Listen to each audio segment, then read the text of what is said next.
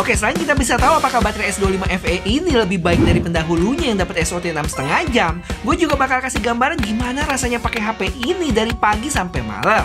Apakah pengalaman flagshipnya beneran kerasa di sini? Kameranya sekeren apa? Dan Galaxy AI-nya bisa ngasih apa aja tuh? Look! Yuk kita bahas.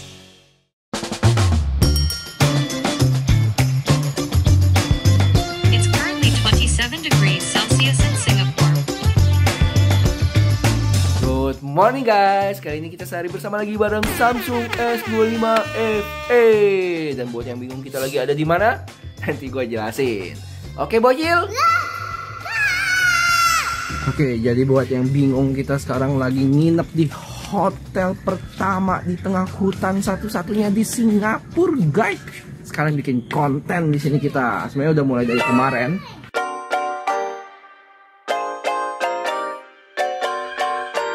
Oke guys, jadi impresi gua sama HP ini bisa dibilang penyempurnaan dari model sebelumnya ya, S24 FE, yang mana dia lebih enteng yang mana dia lebih tipis 0,6 mili, terus lebih enteng 23 gram dan lebih kuat juga karena pakai perlindungan kaca Gorilla Glass Victus Plus dan berframe enhanced armor aluminium yang dipakai di S25 sama S25 Plus.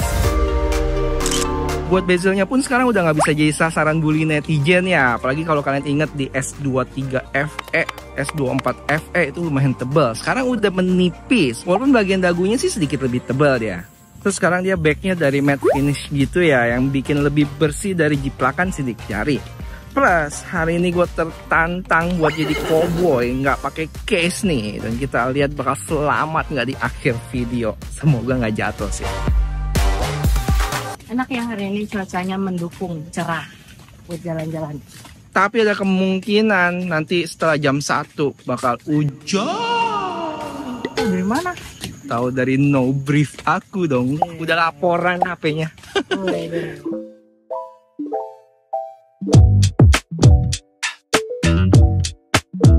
Oke guys, sesuai janji di video sebelumnya, ada yang titip salam nih dari Hanin.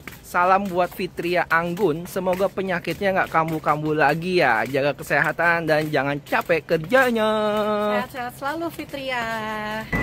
Akhirnya kita kelar juga guys dari trekkingnya, dan sekarang kita mau balik ke hotel buat makan. Kalau kalian dengar suara sekitarnya cukup berisik ya, nanti mungkin gua pakein audio eraser.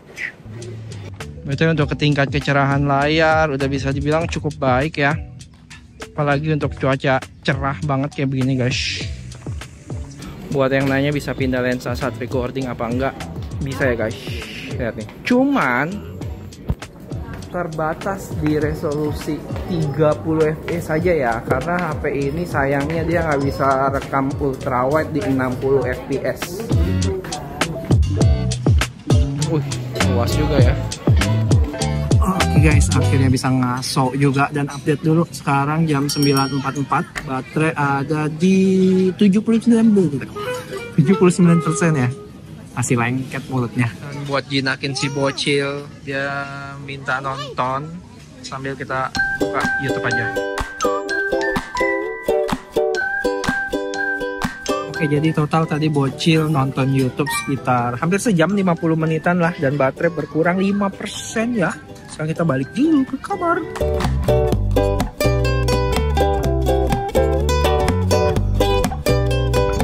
Mana nih no brief weather forecast-nya bilang bakal hujan.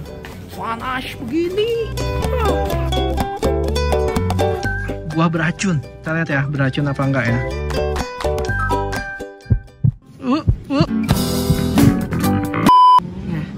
Kira tanaman beracun. Ada foto bomber guys, anak orang nggak tahu siapa. Udah, nanti kita ilangin aja ya. Salah. Ada yang lepas. Mending menjauh deh.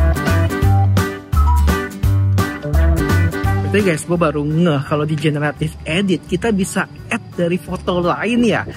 Ethan, do you want to go up there? Papa can help you. Stay. Cekrek.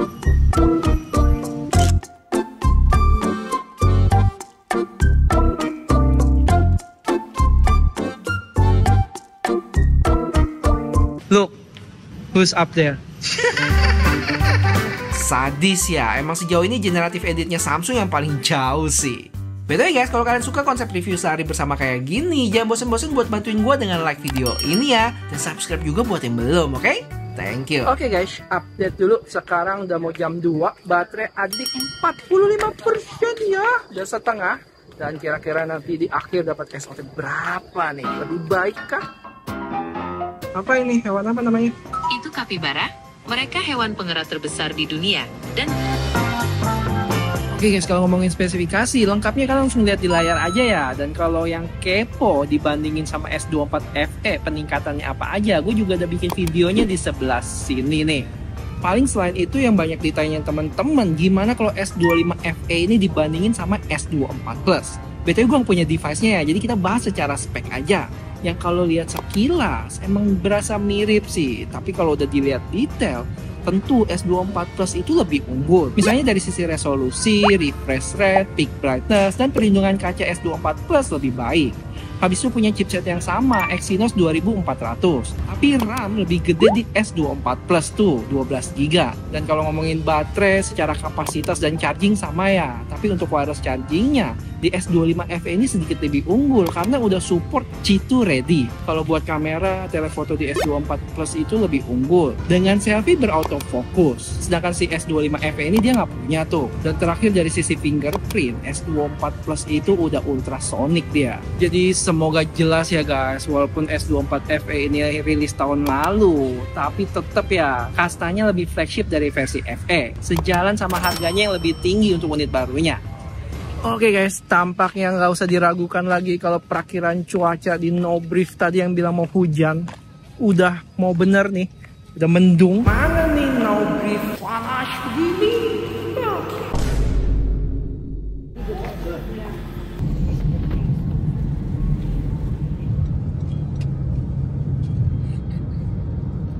Sampai rumah juga dan baterai ada di 34%. Oke guys, kita refreshing game dulu. Mobile Legends kayak biasa, sekarang baterai ada di 28%. Kita lihat nanti habis berapa ya. Cus. Untuk settingannya dia dapat di mana nih? Super HD. Kita mentokin aja.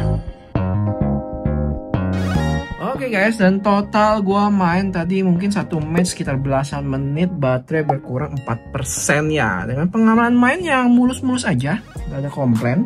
Terus untuk suhunya hangat, yang hitungannya masih wajar sih. Oke, kalau ngomongin suhu, si S25 FE ini kedapatan vapor chamber yang lebih luas ya, sekitar 13% gitu. Dan di tes gua kemarin saat jalanin 3D Max stress test, terbukti suhunya bisa lebih teredam sekitar 1,5 derajat dibanding S24 FE. Nggak bisa dibilang naik signifikan, tapi patut disyukuri daripada nggak sama sekali.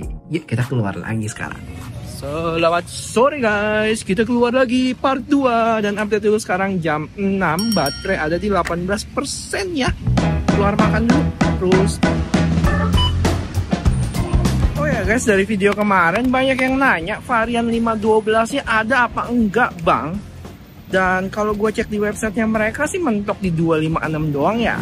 Oke guys, ini gue dari masa depan yang sedang edit videonya. Dan ternyata pas gue cek di websitenya Samsung Indonesia, yang varian 512 ini udah available ya. Kalau kalian perhatiin, dia jual seharga 10,999 juta nih. Atau selisih 1 juta dari varian 256. Segitu aja infonya dan mari kita lanjut ke videonya.